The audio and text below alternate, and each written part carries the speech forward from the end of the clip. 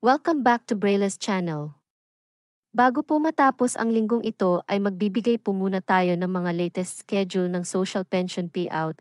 Medyo marami-rami ang humabol po ngayon at good news din dahil may isang NCR na naman ang nagbigay ng kanilang schedule, kung saan ang mga ito ay panoorin nyo po ang video na ito. But before po tayo magsimula sa ating topic, kung bago ka pa lang sa aking channel, please do kindly subscribe, like, and share na din sa lahat ng ating mga kaibigan kaanak o kapwa social pensioner para lagi po tayong updated sa mga latest news at impormasyon na para po sa inyo.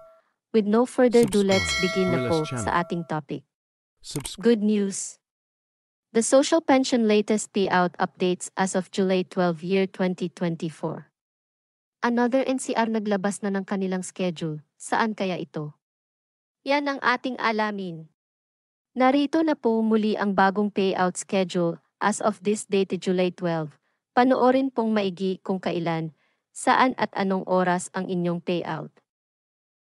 Umpisahan po muna natin sa probinsya ng Bacolod City.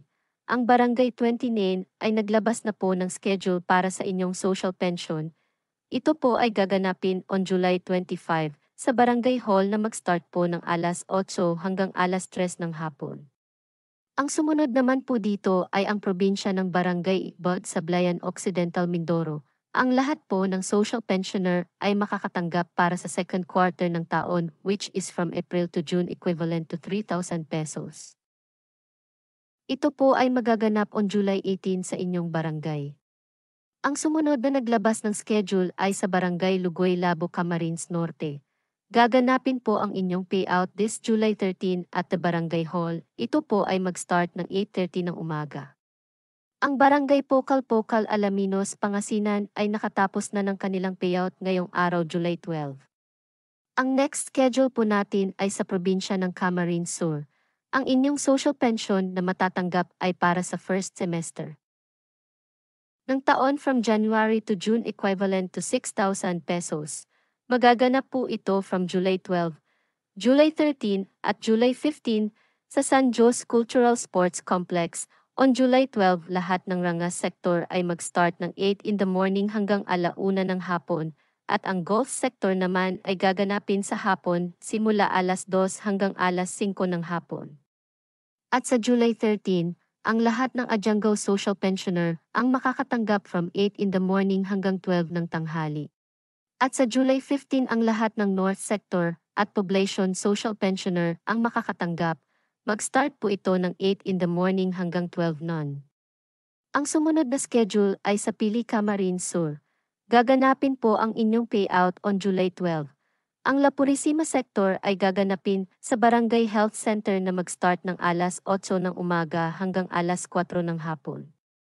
Ang Sagrada Sector naman ay gaganapin sa Sagrada Covered Court at 8 in the morning hanggang 4 in the afternoon. Ang Himaw Sector ay gaganapin naman sa Himaw Covered Court from 8 in the morning hanggang 4 in the afternoon. Sa July 13 naman nakaschedule ang Sector Santo Niño. Ito ay gaganapin sa Fragata Residence na mag-start ng alas 8 ng umaga hanggang alas 4 ng hapon. Ang Sector Cari ay gaganapin ang payout sa Cari Covered Court from 8 in the morning until 4 in the afternoon. Ang Sector del Rosario ay gaganapin naman sa Senior Citizens Building na mag-start from 8 hanggang 4 in the afternoon. At ang Sector Bagong Sirang ay gaganapin naman sa Bagong Sirang Covered Court na mag-start ng 8 until 4 p.m. At ang panghuli po natin ay ang NCR Region. Ito ay ang lungsod ng Pasay City. Ang lahat ng social pensioner sa mababanggit na barangay ay makakatanggap ng social pension worth 6,000 pesos para sa first semester ng taon, at ito po ay gaganapin sa inyong OSCA office na mag-start ng alas 9 ng umaga hanggang alas 4 ng hapon.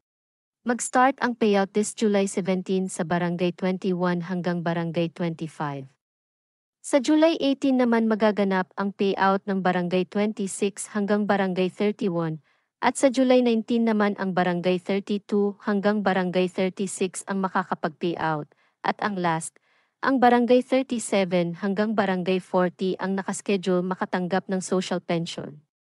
Make sure na makipag-ugnayan po muna kayo sa inyong mga barangay para sa mga qualified beneficiary. May mga listahan po sila kung sino-sino ang makakatanggap. That's it, congrats po in advance sa mga may schedule na. Sa ngayon ay ito pa lamang po ang naglabas ng kanilang schedule, kaya sa mga beneficiary ng mga nabanggit na lugar ay masaya po ako sa magandang balita na ito para sa inyo. Manatili po kayong nakatutok sa aking channel para sa mga paparating pang mga payout schedule na agad po nating ibabahagi po sa inyong lahat. Marami pong salamat and God bless everyone.